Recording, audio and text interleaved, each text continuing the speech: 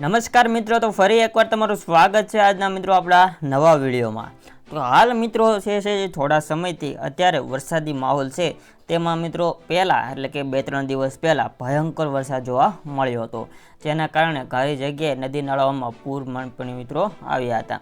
પણ હાલ 2 દિવસથી આપણને થોડુંક હળવું વાતાવરણ જોવા મળી રહ્યું છે, કેમ કે વાદળછાયું વાતાવરણ થાય છે। કોઈપણ જગ્યાએ એવો ખાસ વરસાદ 2 દિવસની અંદર નોંધાયો નથી। તો આજના દિવસમાં કેમ રહેશે અને આગળના દિવસોમાં કેવું રહેશે તેના વિશે આપણે વાત કરવાના છીએ। તો મિત્રો વિડીયોમાં અંત સુધી બન્યા રહેજો। હજી મિત્રો ચેનલમાં તમે નવા અને સુધી વિડીયોને લાઇક ન કરી હોય તો જલ્દીથી મિત્રો વિડીયોને લાઇક કરી દો, ચેનલ પર નવા તો સબસ્ક્રાઇબ કરી દો અને બાજુમાં બેલ બટન પણ મિત્રો દબાવી દેજો। તો મિત્રો આજે તારીખ 21 અને મિત્રો શનિવારના રોજ આપણને જોઈ શકો છો કોઈપણ જગ્યાએ આપણને કોઈ ભાગ જે મિત્રો ખાસ ભારે રીડિંગ જોવા મળતું નથી, એટલે કે કોઈપણ જગ્યાએ આપણને ભારે વરસાદનું રીડિંગ જોવા મળતું નથી। તમે સ્ક્રીન પર જોવો છો ગુજરાતમાં ખાલી મિત્રો આપણને ખાલી બ્લુ દેખાઈ રહ્યું છે, આપણને આવું મિત્રો આવું મિત્રો વરસાદનું કોઈપણ ચિહ્ન બતાવવામાં આવતા નથી, તમે સ્ક્રીન ઉપર જોઈ શકો છો। બાકી આપણે જોઈએ તો આગળ ધીમે ધીમે કે આગળ કેમ થાય છે, તો થોડું વરસાદી વાતાવરણ છે મિત્રો, કે વાદળછાયું વાતાવરણ રહી શકે છે, ખાસ કોઈ પણ જગ્યાએ ખાસ એવો મોટો વરસાદ થવાની સંભાવના રહેતી નથી। આગળ મિત્રો આપણે ધીમે ધીમે જઈએ તો હવે મિત્રો જે છે એ ઉત્તર ગુજરાતનો વારો પડવાની શક્યતા રહેલી છે, જે મિત્રો દક્ષિણ અને સૌરાષ્ટ્રના ભાગોમાં મિત્રો જે પહેલા વરસાદ નોંધાઈ ગયો હતો, હવે મિત્રો ઉત્તર ગુજરાત તરફ આપણને આજથી વરસાદ જોવાની શક્યતા રહેલી છે। તો મિત્રો જોઈ શકો છો સ્ક્રીન ઉપર ઉત્તર ગુજરાતના વિસ્તારો છે મિત્રો, બનાસકાંઠા, મહેસાણા, સાબરકાંઠા, અમદાવાદ, આ બધા વિસ્તારમાં આપણને વરસાદ જોવા મળી શકે છે। આજે ભારે વરસાદ જોવા મળી શકે છે, તેની પણ મિત્રો આપણે આગાહી જોઈ લઈએ કે કઈ કઈ જગ્યાએ કેવી વરસાદ કઈ તાલુકા જિલ્લા લાગુ પડે છે। તો મિત્રો જોઈ શકો છો મહેસાણા જે મિત્રો આવી જાય છે, પાલનપુર આવી જાય છે, પછી આવી જાય છે દહાનપુર આવી જાય છે, ઉદયપુર આવી જાય છે, જે મિત્રો આ બધા ઉપરના વિસ્તારો છે ગુજરાતના, એટલે કે ઉત્તર ગુજરાતના વિસ્તારોમાં ખાસો સારો એવો વરસાદ આજના દિવસમાં જોવા મળી શકે છે। અમદાવાદમાં પણ મિત્રો ભારે વરસાદ થવાની શક્યતાઓ રહેલી છે મિત્રો, અમદાવાદમાં તો વરસાદી વાતાવરણ ફૂલ સર્જાઈ રહ્યું છે। તો આગળના દિવસોમાં આપણે જોઈએ તો હવે તો મિત્રો ધીમે ધીમે આગળના દિવસોમાં પણ અમુક જગ્યાએ વરસાદ પડી શકે છે, અમુક જગ્યાએ નથી પડી શકતો તેવી સ્થિતિ આપણને અહીંયા જોવા મળી રહી છે। આ વચ્ચે મિત્રો હવામાન નિષ્ણાતો શું કહે છે તેના વિશે પણ આપણે એક નજર નાખી લઈએ। તો હાલમાં મિત્રો આજ માટે જે છે તે મિત્રો આંબાલાલ પટેલભાઈએ આગાહી કરી છે કે 22 જૂને સવારે સૂર્ય આદ્રા નક્ષત્રમાં આવે છે, એટલે કે રાજ્યના ઘણા ભાગોમાં ભારેથી અતિભારે વરસાદ થવાની શક્યતાઓ આંબાલાલ પટેલ દ્વારા વ્યક્ત કરવામાં આવી રહી છે। તો વિસ્તારથી જોઈ કે એ શું કહેવા માગે છે। તો ગુજરાતમાં વરસાદ લાવતી સિસ્ટમ હવે રાજસ્થાન તરફ જતી રહી છે, તે મિત્રો 100% છે, કેમ કે આ મિત્રો જોઈ શકો છો ઉદયપુર ઉપરનો એરિયો એટલે કે રાજસ્થાન આપણી પડખે બોર્ડર લાગે છે, ત્યારે રાજ્યમાં આજે વરસાદનું જોર ઓછું થતું દેખાઈ રહ્યું છે। હવામાન વિભાગની આગાહી પ્રમાણે રાજ્યમાં 25મી તારીખ સુધીમાં ભારેથી અતિ ભારે વરસાદની આગાહી આપવામાં આવી છે, ત્યારે હવામાન નિષ્ણાત આંબાલાલ પટેલે વરસાદ અંગેની આગાહી કરી છે, જેમાં તેમણે જણાવ્યું છે કે 22 જૂને સવારે સૂર્ય આદ્રા નક્ષત્રમાં આવે છે, એટલે કે રાજ્યના ઘણા ભાગોમાં ભારેથી અતિ ભારે વરસાદ થવાની શક્યતાઓ રહેલી છે। તો આગળમાં તેમણે જણાવ્યું છે કે આજે આપેલી મિત્રો આગાહી જે ગુજરાતમાં ભારેથી અતિ ભારે વરસાદ થશે તેમ જણાવ્યું છે। આગળ એમણે એમ પણ જણાવ્યું છે કે આ સાથે દક્ષિણ ગુજરાતના ભાગોમાં ભારે વરસાદ થવાની શક્યતા છે, જ્યારે સૌરાષ્ટ્રના ભાગોમાં પણ વરસાદ થવાની શક્યતાઓ વ્યક્ત કરવામાં આવી છે। તો વડોદરા, મહીસાગર, પંચમહાલના ભાગોમાં ભારે વરસાદની શક્યતાઓ અને અતિ ભારે વરસાદની શક્યતાઓ પણ દર્શાવવામાં આવી રહી છે।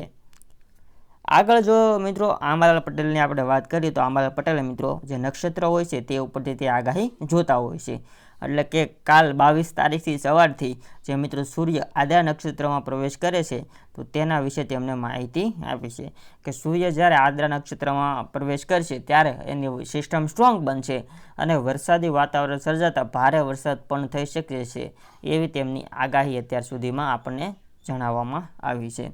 આ સાથે તેમણે જણાવ્યું છે કે અહેમદાબાદ અને ગાંધીનગરમાં ભારેથી અતિ ભારે વરસાદની શક્યતાઓ રહેલી છે. એ તો મિત્રો તમે સ્ક્રીન પર જોઈ શકો છો. અહેમદાબાદમાં મિત્રો વરસાદની શક્યતા જે મિત્રો 22 તારીખમાં રહેલી છે એ તો મિત્રો આપણે ખબર જ છે. તમે મિત્રો સ્ક્રીન પર જોઈ શકો છો. રેડ એલર્ટ આપણને અહીંયા જાહેર કરવામાં આવ્યું છે અહેમદાબાદમાં. તો અહેમદાબાદ અને ગાંધીનગરમાં 22મી તારીખ આજુબાજુ ભારેથી અતિ ભારે વરસાદની શક્યતા રહેલી છે તેવું તેમણે તેની આગાહીમાં જણાવ્યું છે. તો એ પણ મિત્રો આપણને અહીં રીડિંગ સાફ જોવા મળી રહ્યું છે. એટલે કે વરસાદ પડવાની શક્યતા અમદાવાદમાં રહેલી છે. તો મિત્રો 22થી 24 તારીખમાં દક્ષિણ ગુજરાતના ભાગોમાં ભારે વરસાદની શક્યતા રહેલી છે. તો મિત્રો સુરત સાઈડનો એરિયો એટલે કે દક્ષિણ દમણ દાદરા નગર હવેલી એ મિત્રો આવી જાય છે. તો તેમાં પણ આપણને થોડુંક રીડિંગ જોવા મળી રહ્યું છે. એટલે કે તેમાં પણ 22મી તારીખે વરસાદ થવાની શક્યતા રહેલી છે. 22મી તારીખનું મિત્રો વધારે જોર બતાવી રહ્યા છે. આજ માટે કોઈ પણ ખાસ જોર બતાવવામાં આવતું નથી. આ સાથે તેમણે મિત્રો જણાવ્યું છે કે અમદાવાદ અને ગાંધીનગરમાં ભારેથી અતિ ભારે વરસાદ થવાની શક્યતા રહેલી છે. સાથે આંબાલાલ પટેલે મહેસાણાના ભાગોમાં પણ ભારે વરસાદની શક્યતાઓ વ્યક્ત કરી છે. એ ઉપરાંત મિત્રો સાબરકાંઠા, અરવલ્લી, કચ્છના જે મિત્રો કચ્છના બીજા ભાગો છે ઉપર જોઈએ તો આપણે કચ્છના કયા કયા ભાગોનો સમાવેશ થાય છે. તો કચ્છમાં મિત્રો એ ભાગોનું નામ નથી આપ્યા પણ છૂટા છવાયા સ્થળો પર મિત્રો વરસાદની શક્યતાઓ રહેલી છે તેવું જણાવવામાં આવી રહ્યું છે. તો ઉત્તર સૌરાષ્ટ્રના ભાગોમાં ભારે વરસાદ થઈ શકે છે અને 24થી 30 જૂનમાં બંગાળના ઉપસાગરના વહનના લીધે રાજ્યના ઘણા ભાગોમાં ભારેથી અતિ ભારે વરસાદ થશે, જેના કારણે કેટલીક નદીઓમાં પૂર આવવાની શક્યતાઓ રહેલી છે. તો નર્મદા નદીમાં જળસ્તર વધવાની શક્યતાઓ પણ મિત્રો રહેલી છે. કેમ કે મિત્રો આ વર્ષે જે વરસાદી વાતાવરણ છે તેમાં મિત્રો વરસાદ ખૂબ જ પ્રમાણમાં જોરદાર પડી રહ્યો છે તેવું આપણે કહી શકીએ છીએ. કેમ કે મિત્રો આ વર્ષે શરૂઆતમાં જ તે વરસાદ ભૂકા કાઢી રહ્યો છે. તો આગળ મિત્રો કેવો રહે છે? તો આગળ પણ મિત્રો જો આવી જ રીતના સિસ્ટમમાં બધું બનતું રહ્યું ને તો મિત્રો વરસાદ ભૂકા કાઢી નાખવાનો છે ઓળના વર્ષમાં. કેમ કે શરૂઆતમાં નદી નાળા બધું પૂર ઘણી જગ્યાએ પૂર બાળ બધું આવી નાખ્યું છે. ઘણી જગ્યાએ બધું ધોઈ પણ નાખ્યું છે. તો મિત્રો આગળ જો વાત કરીએ તો આંબાલાલ પટેલે રથયાત્રાના દિવસે કેવો વરસાદ રહેશે તેના વિશે પણ માહિતી મિત્રો આપી છે. તેમણે જણાવ્યું છે કે લગભગ 24થી 30 જૂનમાં સારો વરસાદ થવાની શક્યતાઓ છે. રથયાત્રાના દિવસે અને પાંચમ સુધીમાં વીજળી થાય તો પણ સારો વરસાદ થવાની શક્યતા રહેલી છે. તો આવી રીતના મિત્રો તેણે ઘણી બધી આગાહી આંબાલાલ પટેલે આપી છે કે કઈ જગ્યાએ આવનારા તારીખમાં વધારે માહિતી જે છે મિત્રો વરસાદ કેવો નોંધાવાનો છે. બાકી તો આપણે જોઈએ છીએ મિત્રો વાદળછાયું વાતાવરણ તો મિત્રો ગુજરાતના ઘણા બધા ભાગોમાં જોવા મળી રહ્યું છે. કોઈક જગ્યાએ સાટા ઝેરું આવી પણ શકે છે અને કોઈક જગ્યાએ ભારે વરસાદ છે જે અમદાવાદ ગાંધીનગર સાઈડનો એરિયો છે.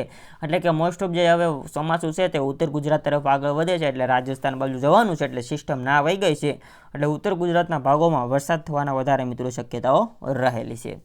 બાકી તો મિત્રો આજની આગાહી બધી પૂરી થઈ ગઈ છે. આપણે ગુજરાત તરફ કોઈ પણ અત્યારે હાલ વાવાઝોડાની સિસ્ટમ કોઈ પણ સક્રિય નથી. આપણે તો એક નજર નાખી લઈએ કે વાવાઝોડાની સિસ્ટમ કેવી છે, સક્રિય છે કે નહીં. તો મિત્રો આપણે એકવાર નજર નાખી લઈએ વાઇન્ડમાં જઈને કે કેવી આપણે પવનની સ્થિતિ જોવા મળી રહી છે.